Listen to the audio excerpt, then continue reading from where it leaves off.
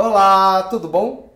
O vídeo de hoje é sobre mudança. E por que a gente precisa falar sobre mudança? Mudança é uma etapa fundamental na evolução da humanidade e dos seres humanos no contexto geral. Semanas atrás eu tive num evento anarquista sobre democracia e liberdade. E nesse evento, basicamente, eles estavam contando como que foi todo o movimento do Occupy Wall Street, que acabou gerando aquelas ocupações nas escolas públicas em São Paulo e tudo mais. Durante todo o evento que falava sobre democracia e liberdade e, consequentemente, da luta contra o fascismo, teve uma coisa no final do evento que me chamou muito a atenção, que eu até conversei com uma amiga minha, que foi uma angústia meio que constante entre as pessoas que estavam atuando de forma autogestionável em periferias, em projetos, focando realmente na mudança. Era uma angústia bem específica sobre o ponto de nós não conseguimos atingir a mudança que queríamos. Ou seja, não produzimos o efeito que queríamos durante determinada ação. E eu fiquei com isso na cabeça e resolvi gravar esse vídeo sobre mudança. Porque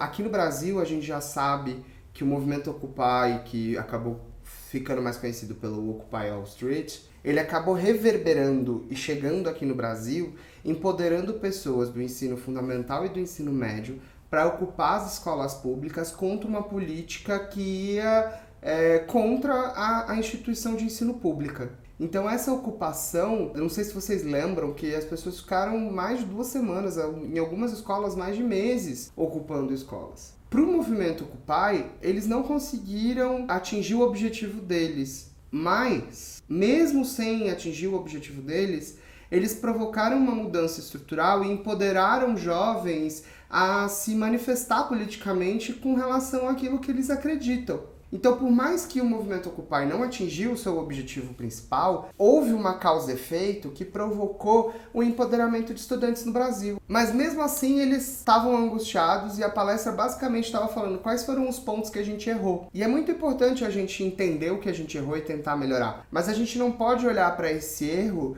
e descaracterizar ou desvalidar tudo aquilo que a gente fez, inclusive aquele erro. Porque mesmo que tenha dado errado, pode ter provocado uma mudança. E é sobre isso que eu quero falar nesse vídeo. Sobre como a gente não imagina que pequenas ações do nosso dia a dia podem provocar uma grande mudança e como, às vezes, a mudança que a gente quer, ela não é pra gente. Ela é para outras pessoas que vão estar vivas depois da gente. É uma mudança a longo prazo.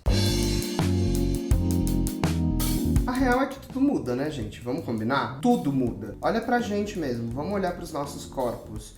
De quando você tinha 3 anos de idade e pra quando você tem a idade que você tem hoje. O quanto você não mudou. O quanto a sociedade na sua volta não mudou. Nos últimos 10 anos, a gente evoluiu drasticamente. O iPhone, por exemplo, surgiu em 2007 e com ele toda uma série de hoje chamado dispositivos móveis inteligentes, ou smartphones.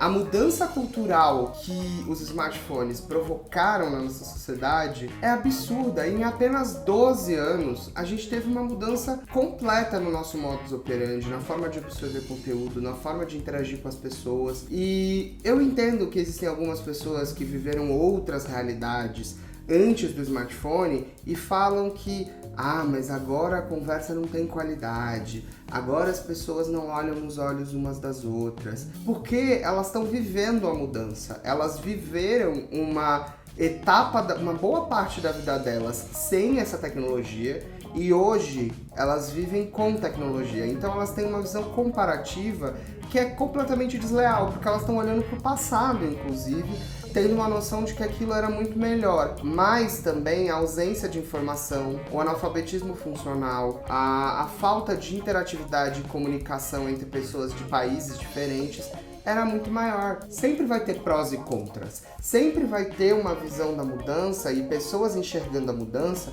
como algo negativo, como tem vários estudos falando que os millennials não estão interessados em comprar casas, por exemplo, que pessoas mais jovens não querem ter carro. É muito fácil você olhar isso da ótica da pessoa que tá vivendo uma situação econômica estável, porque a crise econômica, boa parte da vida dela ela não viveu na recessão, como é o caso aqui do Brasil, para as pessoas mais velhas que viveram durante a ditadura militar e viveram um período de recessão econômica pós e pré-ditadura militar. Então é fácil a gente entender que pessoas que nasceram num ambiente econômico mais estabilizado não desejam tanto a propriedade privada. Só que vamos ser honestos, um apartamento tá R$700 mil.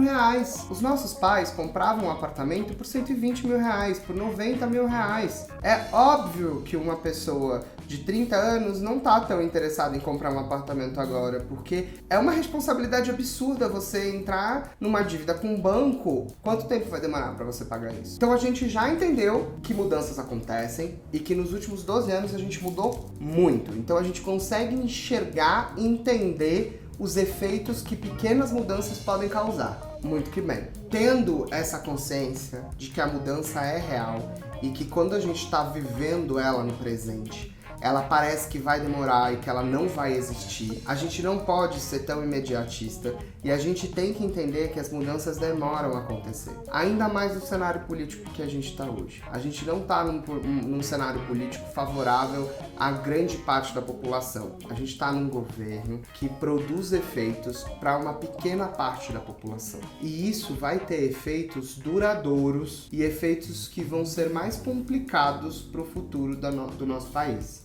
E a gente não pode deixar de lutar. A gente não pode deixar de lutar por aquilo que a gente acredita, mesmo tendo um governo destruindo um estado de bem-estar social que a gente está tentando construir. Um estado que é acessível, um estado que é horizontal, um estado que está interessado no coletivo e não no individual. E é com você mesmo que eu tô falando. Você, agente da mudança, que tá cansado. Você que acha que não vale mais a pena. Esse vídeo é pra você que tá desiludido. Pra você que lutou e acabou vendo o Bolsonaro eleito, apesar de toda a sua luta. Eu sei que agora você deve estar sem esperança. Eu sei que agora você deve estar sem perspectiva de mudança. Mas eu preciso que você entenda que a mudança, ela acontece e ela vai acontecer. Mesmo com o movimento conservador, olha para a história, olha no longo prazo, olha no big picture, na grande foto, no grande cenário. Olha para toda a história da nossa existência, da humanidade, que é um pelinho de saco comparado à história do planeta Terra que a gente vive. A gente vive há 2019 anos um regime patriarcal. E antes disso, a gente vivia em algumas culturas um regime matriarcal.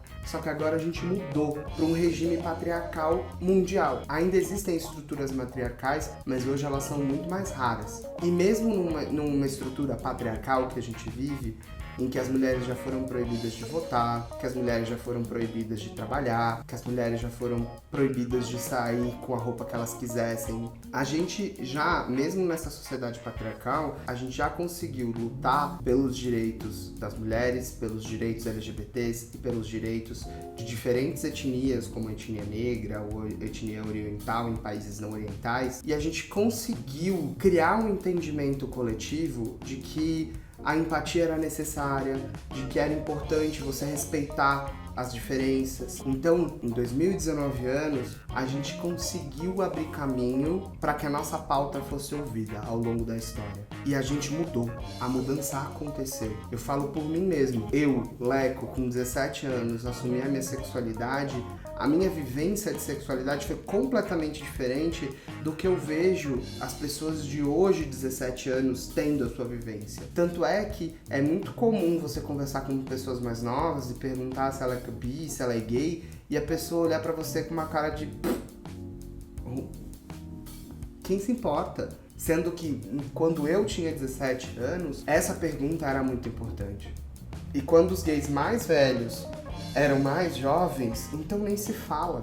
Existe um livro chamado Devassos no Paraíso, que é do João Silvério Trevisan, que conta a história da homossexualidade no Brasil, e eu recomendo para todo mundo, para você ter um parâmetro de como a gente mudou quando sociedade. Por exemplo, na década de 70, a gente vivia no Brasil o ápice cultural negro e LGBT. A gente tinha Zicroquetes, a gente tinha Secos e Molhados, Gilberto Gil, Maria Bethânia, Chico Buarque. A gente tinha uma diversidade na cultura brasileira na década de 70 absurda, que na década de 80 e década de 90 passou por um processo de embranquecimento através do rock, com Paralamas do Sucesso, Capital Inicial e diversas outras bandas, e eu não estou responsabilizando as bandas, eu só estou contextualizando algumas coisas. E esse processo de embranquecimento da cultura acabou silenciando a diversidade que foi construída na década de 70. Mas agora, de 2010 até 2019, a gente está vivendo uma outra frente de diversidade. A gente tem cantoras trans, cantores negros e cantoras negras, como Led Luna, a Baiana e as Cozinhas Mineiras, Lineker e os Caramelos, Linda Quebrada, Pablo Vittar, Cintia Luz, Drica Barbosa, Emicida, Criolo. A gente está vivendo de novo uma frente de diversidade. Ou seja, mesmo num curto espaço de tempo, de 70 até 2010 e 2019 mesmo, a gente viveu mudanças significativas no nosso padrão de vida e na nossa cultura. É por isso que a gente tem que continuar lutando, porque a mudança de fato acontece. Tem uma forma que os budistas enxergam a mudança que eu me interesso muito por ela. Existem algumas meditações guiadas que falam sobre você olhar para o seu próprio corpo e identificar onde estão as tensões. E aí você imagina que a próxima mensagem que vai vir nessa meditação guiada é: agora relaxa esses pontos. Mas na verdade, a próxima mensagem que vem na meditação é: não faça nada. Identifique seus pontos de tensões e não faça nada. Só assiste o seu corpo. E percebe como essas tensões se diluem. Percebe como essas tensões, elas deixam de existir sozinhas. Leco, isso significa que eu devo parar de lutar porque a mudança vai acontecer por si só? Não. Porque a gente mesmo parado, o nosso corpo não está parado. Existem milhares de organismos, plaquetas, glóbulos brancos, sistema linfático, mitocôndrias, átomos todos que estão dentro do nosso corpo em constante movimento, provocando esse relaxamento. O budismo acaba enxergando a mudança um pouco nesse viés. Ele enxerga que a mudança acontece, que a gente tem que respirar fundo e não deixar com que elementos externos nos desestabilizem, para que a gente possa continuar sendo um agente da mudança. Para que a gente possa continuar vivendo e fazendo da nossa existência uma mudança constante. Se todos os dias você acorda e todos os dias você faz o bem, e o bem não é esse bem capitalista, que é o bem do Rambo, que estraçalha a China e o Vietnã. Não é esse bem. Não é a família. Não é o cidadão de bem que eu estou falando. Eu estou falando de produzir o bem, ajudar outras pessoas, entender que não existe só o eu no universo, mas existe o outro e que a gente vive num mundo em que o outro também precisa de ajuda. Então, ajudar o outro, não aumentar a voz, não ofender ninguém. Se você faz essas pequenas mudanças, e é claro, se você ajuda socialmente um determinado grupo social, se você tem um trabalho voluntário ou se você não tem, enfim, se você produz o bem ao outro e não a você, porque essa é a principal diferença da família de bem, que quer o bem só pra eles, e o bem que é o bem de verdade, que é o que tá no dicionário, que é o bem pra todos, o bem pro outro e não só pra você. A mudança vai acontecer de forma fluida. E é essa visão que eu gosto do budismo, que é: se você se preocupar em viver a integridade do seu ser e nesse processo auxiliar que o outro também vivencie a integridade do seu ser, a gente vai conseguir uma mudança fluida e não áspera como que a gente vive historicamente. Mas isso é o que a gente chama de utopia, tá? Então a gente não vai entrar. É só uma coisa que, assim, olha, é interessante entender que os budistas têm essa visão. Só que também é interessante entender que é uma escolha diária e uma aprendizagem diária que você vai ter que ir, lutar, evoluir para tentar chegar nesse lugar. Porque a mudança não é só uma mudança social, é uma mudança nossa também. É uma mudança interna. Então, sim, a gente vai gravar um outro vídeo sobre desconstrução, mas a gente precisa entender que a desconstrução é uma mudança que a gente escolhe escolhe fazer dentro da gente para o mundo. E é uma escolha diária. Então, por mais que hoje a gente está tentando se desconstruir do ponto de vista do machismo, por exemplo, a gente está tentando desconstruir o machismo dentro da gente, e agora a gente olha o mundo, enxerga algumas coisas e não concorda com algumas coisas, a gente tem que entender que vai levar tempo para que essa desconstrução aconteça, para que essa desconstrução volte e se solidifique dentro de um novo padrão de entendimento sobre o mundo. E aí você fala, agora eu concordo. A gente ainda tem que lutar para que essa mudança aconteça e a gente não pode desistir, a gente não pode se cansar. Por mais que às vezes a gente ache que não vai dar em nada, por mais que às vezes a gente fique desanimado, por mais que às vezes a gente bote a mão na cabeça e fale assim, fodeu. Em 2007, eu participei junto com um grupo de amigos do primeiro evento Queer Punk no Brasil, que foi o Queer Fest, aqui em São Paulo. Que era um evento que falava sobre sexualidade, identidade de gênero e não binarismo. Em 2007, a gente começou a tirar da academia e trazer para a rua a discussão sobre identidade de gênero, sobre transexualidade, sobre sexualidade. E hoje, em 2019, 12 anos depois, no mesmo tempo do iPhone, existe uma mulher trans na novela. E ela não é a primeira atriz trans na novela. Existe uma deputada transexual. Em 12 anos, a transexualidade passou a ser quase que conhecimento público. E que hoje você consegue ter uma informação muito maior sobre a transexualidade. Ainda nós somos o país que mais mata pessoas trans. Mas é sobre isso que a gente luta. A gente luta para acabar e para reduzir esse número, para zerar, para que a gente viva num mundo que as pessoas entendam que não há motivo para a pessoa morrer.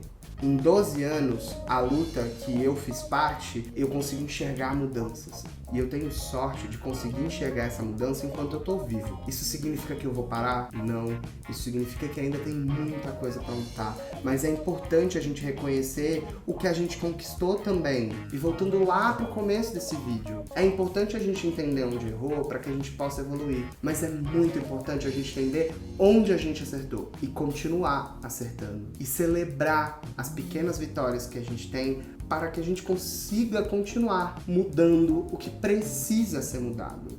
Hoje, no Brasil, a gente depende muito do governo, porque a gente não tem autoestima e autogestão coletiva necessária para que a gente consiga fazer processos simples que já podem melhorar as nossas vidas. Aqui em São Paulo, eu não sei se quem é de fora sabe disso, mas para você poder reformar uma praça, você tem que ser um CNPJ e você tem que ter autorização da prefeitura, porque isso é um produto comercializado pela prefeitura para ações de publicidade que surgiu depois da Lei Cidade Limpa. Então, se você tem um CNPJ, você pode adotar uma praça e melhorar ela. Agora, se você não tem um CNPJ, você não pode simplesmente chegar numa praça abandonada, você, cidadão, pessoa física, e começar a melhorar e construir um parquinho, porque a prefeitura tem autorização de vir destruir o parquinho que você construiu, porque você não é um CNPJ e você não está aprovado na prefeitura para fazer alterações naquele espaço. Isso é o que a gente vive em São Paulo. Herança do PSDB, tá, gente? Pra quem sabe. Então, por mais que a gente fale assim, adote uma praça, vai lá, crie hortas coletivas, tira o lixo da rua, sabe? Faça as coisas. Existem algumas cidades e algumas regiões específicas que têm as suas dificuldades. E a gente vive num país, infelizmente, que focou tanto no lucro máximo de algumas empresas que esqueceu de coisas básicas como higiene pública, como deixar a rua limpa. Então, por mais que eu tenha essa vontade dentro de mim de autogerir essa mudança, eu entendo que existem algumas coisas que complicam esse processo. Mas existem N trabalhos de autogestão, existem N projetos que estão sendo tocados pela comunidade de forma a gerar um resultado fora do sistema político. Então, assim, respira. A política é para todos e por todos. Então, entende que a mudança é por você e para você.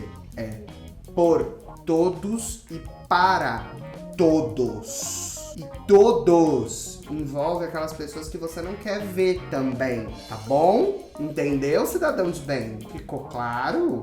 Então, pela enésima vez, as mudanças acontecem. Por mais que a gente esteja cansado, por mais que a gente não veja perspectiva, por mais que a gente enxergue que não vai dar resultado, vai sim. Toda ação é uma sementinha, né? Que demora pra crescer. No jardim da vida. E com isso eu termino o vídeo, porque não tem como falar depois disso. Beijo, tchau, tchau.